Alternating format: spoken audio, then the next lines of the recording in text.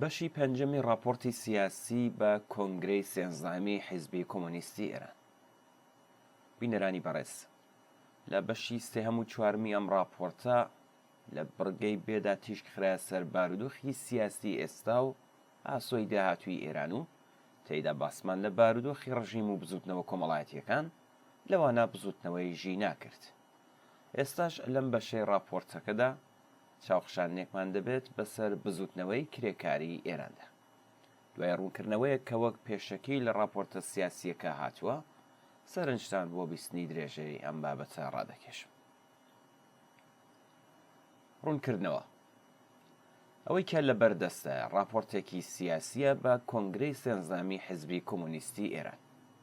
ئەم بەڵگەنامەیە لە سێ بەش پێک هاتووە کە بریتین لە ئاوردانەوەیەک لە ڕەوتە سەرەکیەکانی ئەمڕۆی جیهان، بارودۆخی سیاسی ئێستا و ئاسۆی داهاتووی ئێران و هەروەها پاشکۆیەک لە ژێرناوی هەڵسەنگاندنی دۆخی بابەتی حیزبی کۆمۆنیستی ئێران. بەشی یەکەم و دووهەمی ئەم راپۆرتە بە زۆرینەی ڕەهای دەنگ لە کۆنگرەی سێنزدەهەمی حیزبی کۆمۆنیستی ئێراندا پەسەند کرا. بەشی هاوپێچ یان پاشکۆیەکەی کە بە شێوەیەکی سەرەکی نێونەرایەتی بۆ چوونی نووسەرانی راپۆرتەکەی دەکرد نەخرایە دەنگدانەوە.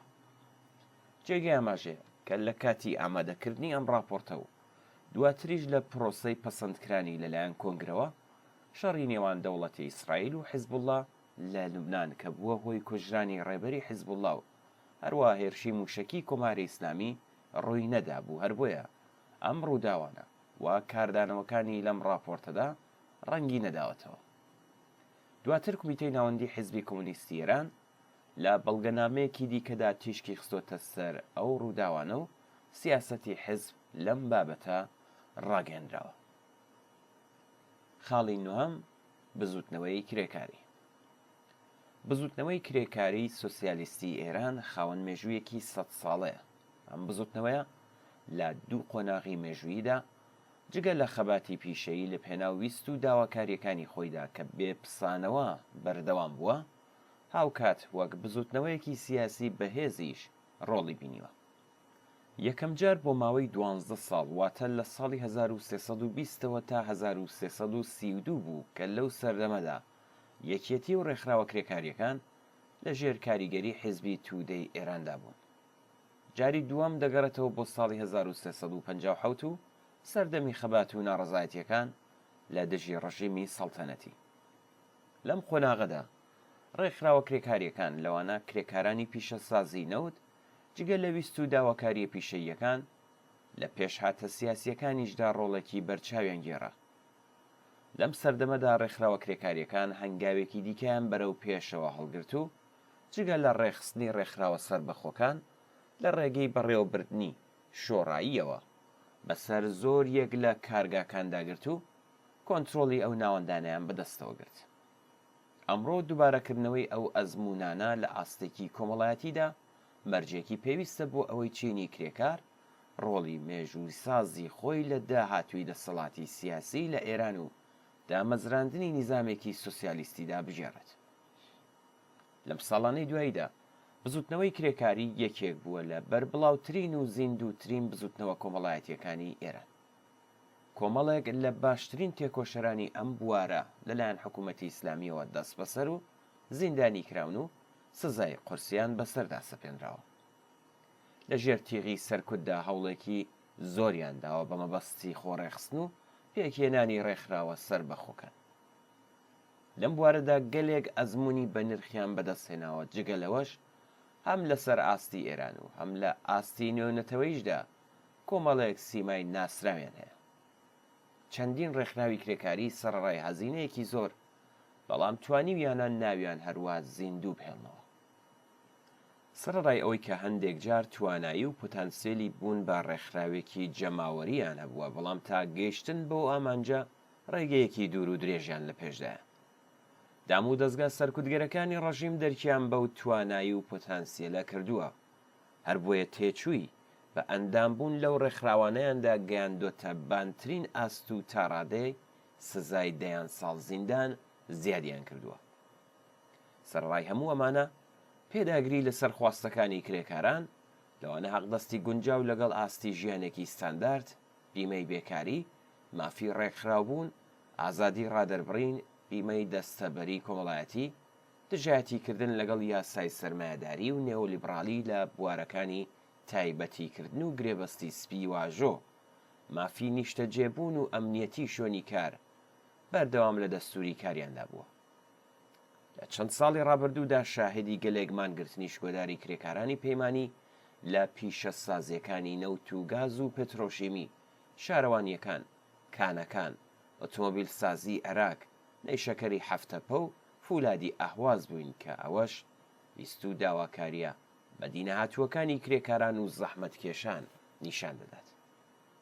خەباتی خانەنشینانیش لەم ساڵانەی دواییدا یەکێکی ترە لە لایەنەکانی خەباتی کرێکاران لە ئێران. ئەو خانەنشینانەی کە دوای چەندین ساڵ کار و ماندوو بوون لە بری پشودان و حەسانەوە لە دوای تەمەنێک کارکردن دەبوو لە پێناو زیندومانەوەیاندا ناچار بن دەست بدەنە خەبات و ناڕزایەتی. ئەوان هەموو هەفتەیەک بەڕێخستنی کۆڕ و کۆبوونەوە لە سەرانسەری وڵات بەرامبەر بەم یاسا و ڕێسا نامرۆڤانە و حەقدەستەکەمە ناڕزایەتی دەردەبڕن و هەموو ساڵێک ژمارەیان زیاتر بووە. شێلگیربوون و گۆڕینی ئەو ویست و داواکاریانە بۆ وشیاری بە کۆمەڵ ڕێگری لە سەر لێ شێواوی و کەوتنە دوای ئالتەرناتیڤی بورژوا لیبراڵ دەکات. بەواتایەکی دەقیقتر ئەوە تەنیا سیاسەتمەداران و سەرمایەداران و دەسەڵات نین کە هۆکاری نەهامەتی و هەژاری کرێکارانن، بەڵکو ئەم ڕۆژڕەشی و چەوسانەوەیە دەرەنجامی سیستمێکی یابووریە کە سەرمایەداران دەوڵەمەندتر و کرێکاران هەژارتر دەکات. لەم ڕۆوە هەوڵدان بۆ لەناوبردنی ئەم سیستمە چەوسێنەرە ئەرکی سەرشانی کرێکاران و زەحمەتکێشانە.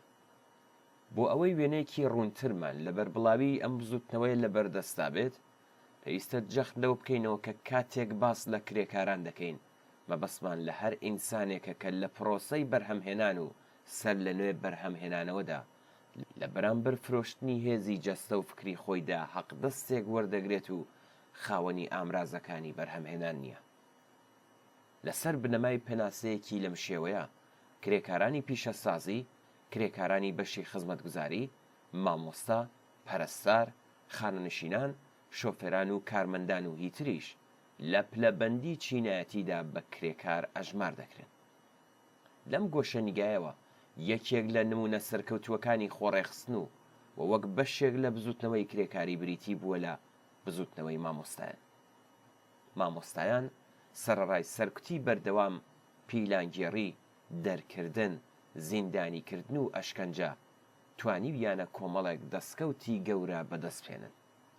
لەوانە گەڵاڵەکردن و خستنەڕووی داخوازیە سەرەتایەکانی وەک مافی خوێندنی بێبەرامبەر بۆ هەمووان، دژایەتی لەگەڵ بەکاڵاکردنی خوێندن، دژایەتی لەگەڵ بەتایبەتیکردنی قوتابخانە و پەیمانگاکان، خواستی حەقدەستی گونجاو لەگەڵ ژیانێکی ستاندارد، دژایەتیکردن لەگەڵ دەستێوەردانی ئاین لە پەروەردەدا و هەروەها دیفاع لە مافی ڕێکخراوبوون و مانگرتن. هەروەها لە چەندین بۆنەی جیاوازیشدا مانگرتنی سەرتاسەریان بەڕێوەبرد کە لە زۆر یەک لە شارەکان مامۆستایان تێیدا بەشدار بوون. استراتیژی ئێمە لە بزوتنەوەی کرێکاریدا لە بەڵگەنامەی ئستراتیژی حیزبی کۆمۆنیستی ئێران پەسەندکراوی کۆنگرەی 11ی حیزبدا بەوردی باس کراوە.